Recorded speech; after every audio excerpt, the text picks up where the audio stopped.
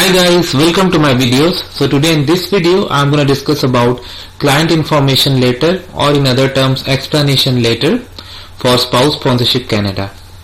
Before I proceed further, if you have not already subscribed to my channel, please go ahead and subscribe right now, because I regularly upload videos. And if you have any concern, any question, anything that comes in your mind, feel always absolutely free to ask guys. This is your own channel, and do not forget to subscribe if you haven't done so. Alright guys, so let's proceed. So guys, many of you asked me about the format or explanation letter for spouse sponsorship, how to write it. So of course there cannot be a fixed format until the IRCC itself defines it, and it varies from case to case, because if I am applying, my circumstances could be different from, or could be completely different from yours. So of course there cannot be a single pattern anyway, but a lot of you asked me to do it, so I'm doing it, and so I'm gonna show you that how I actually did it. Alright, so how would I begin here is like I would make it a letter format. So I'll say dear sir or madam, because we don't know who is gonna be our case officer. It could be a man, it could be a woman officer, anything. So that's why I write a formal letter, dear sir or ma'am. I put your name. I'm writing this letter to explain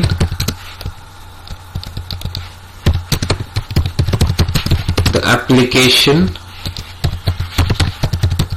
to sponsor my wife, husband, whatever, my spouse also, and put their name.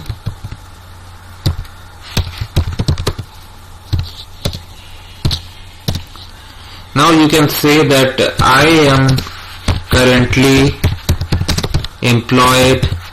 I'm saying I'm explaining how I did it. I'm currently employed at employer name. My yearly income is whatever.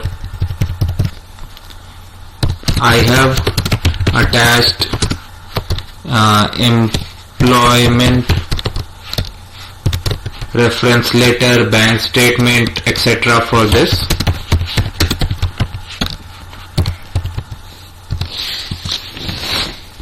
Then after this, now when it comes to spouse sponsorship, there are few things a case officer really wants to judge.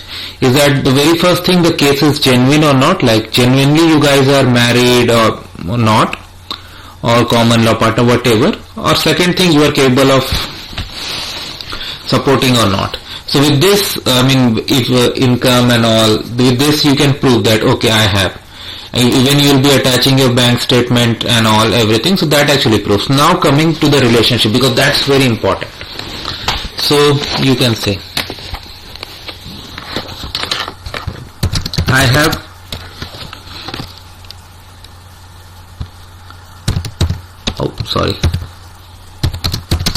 I have attached the following documents to prove the relationship. Now here some documents you have to attach, for example marriage certificate, then photos.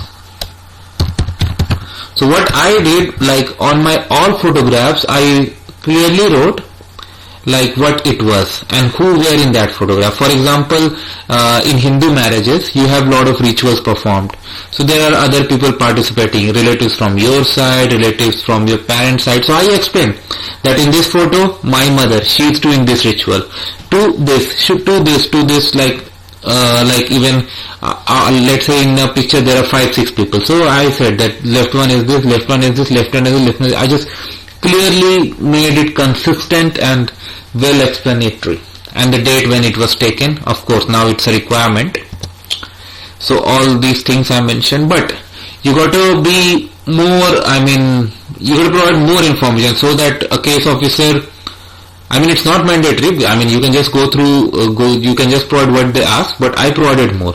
And in my case, as per my analysis, an important piece of document that really made my application smooth was insurance document. So what I did, like, from your employer you get group insurance plan. So in group insurance plan you can include your spouse and children.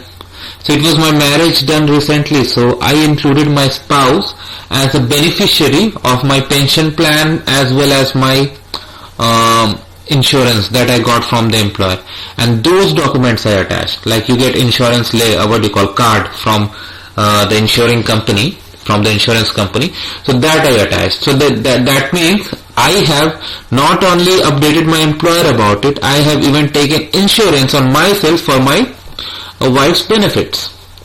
So that was a very good evidence. And along with that, like, you provide let's say phone logs, chat logs, etc. Then trips together, bills together.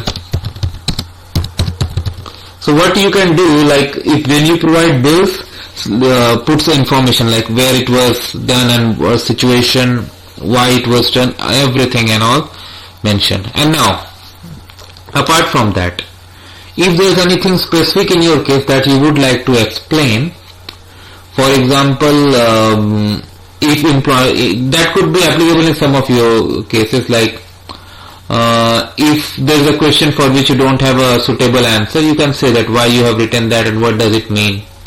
You can say that. If you are not sure of any answer to a question and you have put an answer, that also you can explain here. So explain whatever is not clear in forms and what you have answered with reasons. This also helps a lot. I mean, all these documents that you attach, make sure you explain in the letter. Photographs, what they signify, insurance document that I attach, phone log, chat logs, trip bills, etc. Whatever, like, just give it, just give a brief information. Okay. And last but not least, a very good thing, I'm not sure if others talk about this or not, but I'm gonna tell you with my experience. Like, I have summarized the idea here, but when you write it's gonna be long. So at the end you need to say that if you need any other document explanation for any point in the application, please do not hesitate to contact us. Okay. And when you write yours faithfully and you put your name here, put your phone number and email address as well, although they have it through the forms. Now, apart from that, I'm going to tell you very important thing. You can also reach out to the following people, or you can say relatives, friends, or following people who attended our marriage with full enthusiasm, whatever word you want to use. Like, let's say you have a brother-in-law and let's say his name is whatever, John Smith, sample name. You can say my brother-in-law, or you can put your name and say I mean, just define the relation, put phone number, email address, and you know, I'll tell you, like, it's not mandatory, definitely, this is extra I'm telling you. If this guy is employed somewhere, let's say in a company like an IT company, put his business email address there. Similarly, others like put information about your father-in-law, mother-in-law, your mother, your brother, your sister, and your friends, whatever, like people, those who are really trustworthy to you.